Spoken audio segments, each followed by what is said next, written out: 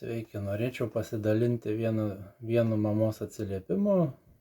Reiškia, buvo pas mane strateginės sesijos, mes nedarėm seansų, aš tik tai per mamą pataisiau jos vaiką, pagražinome sielą. Tai yra 10-metė mergaitė, Faustė, kuri atsiuntė savo garso atsiliepimą, aš jį pabandysiu jums paleisti, kad įrašyti ir žodžiu pasiklausykite, tai labai, sakykime, suteikia džiaugsmą, kada gauni tokius atsiliepimus iš žmonių, tai netgi pinigai taip nedžiugina, kaip atsiliepimai, va tokie, paklausykite.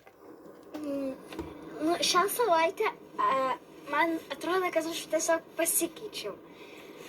Aš tapau drąsesnė ir jeigu, aš darau visokias kvailystės, ir aš, jeigu man pasako tai nedaryt, aš tai darau.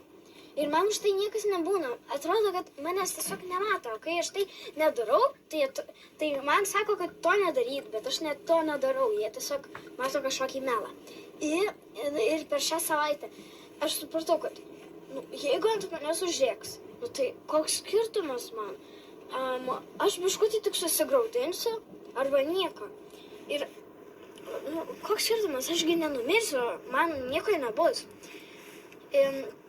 Ir tiesiog kažkaip pasikeičiau, aš nežinau. Ir aš daug drąsesnė. Nes, jeigu aš tėtą tau pasakočiau tai, pavyzdžiui, praeitą savaitę ar užpraeitą savaitę, tai aš bijočiau tai pasakyti. Aš sakyčiau, ne, mama, aš nenoriu tai pasakyti, bet dabar aš tiesiog galiu sakyti laisvai.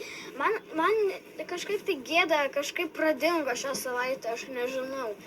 Man iš vis negėda, aš savo jausmus lieju tokie, kokie jie yra ir man nesvarbu, kad kiti žmonės pasakys.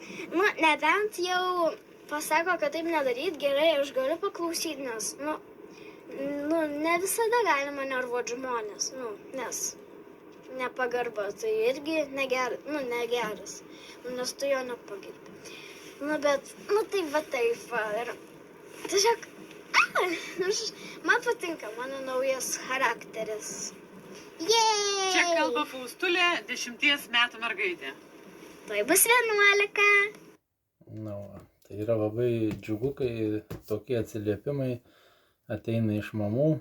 Tai įsivaizduokite, kai padarai rimtą realų seansą, nes čia buvo daryta tik tai per mamą ir pagražinta vaikų sielą. Tie vadinami užmigdyti vaikučiai atsigauna ir taip jie jaučia pakeitimą savo gyvenime. Tai iki.